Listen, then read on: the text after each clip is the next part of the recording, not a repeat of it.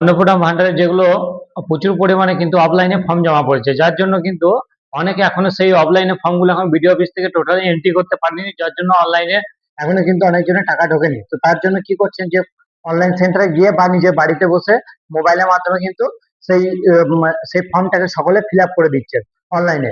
এবং অনলাইনে যখন ফিল আপ করছেন তখন অনেক সময় এই একটা প্রবলেম আমাদের দেখাচ্ছি, এই যে অলরেডি দেখাচ্ছে যে অলরেডি এই ডকুমেন্টস ম্যাচ করে যাচ্ছে সেই অন্নপূর্ণার পোর্টালের সঙ্গে, অর্থাৎ অলরেডি সেই সেই ডকুমেন্টসটাই আপলোড হয়ে গেছে।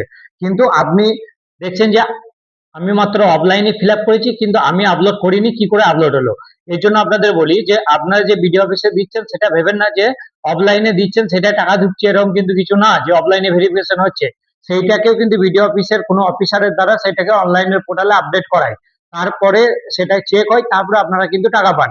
তো এর জন্য কি হচ্ছে, দেখুন আমরা যখন অনলাইন করছেন, অলরেডি ধরুন আপনার ফর্মটা বিডিও অফিস থেকে অনলাইন করে দেওয়া হয়েছে, আপনি আবার ফের অনলাইনে গেছেন অনলাইন করার জন্য, টোটালি যখন শেষে সাবমিট মারতে যাচ্ছেন স্ক্রিনে যেটা দেখতে পাচ্ছেন এই লেখাটাই দেখাচ্ছে, তখন আপনারা ভাবছেন যে তাহলে কি হলো, তাহলে হয়তো আমি টাকা পাবো না, বা হয়তো অলরেডি কে কিভাবে ফিল আপ করলো আমি জানি না, কেউ হয়তো ভুল করে করেছে।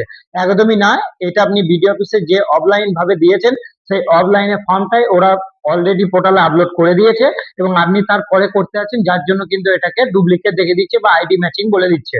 এর জন্য আপনাদের চিন্তা করার কোনো কারণে, দ্বিতীয় যে ডিবিটি হবে সেই ডিবিটি যখন ডিবিটি টাকা দেবে সেই সেই ডিবিটি কিন্তু আপনারা টাকা পেয়ে যাবেন।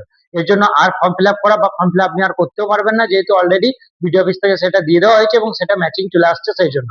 তো চুপচাপ থেকে যান, যখন ডিবিটি করবে তখন কিন্তু আপনি টাকা পেয়ে যাবেন।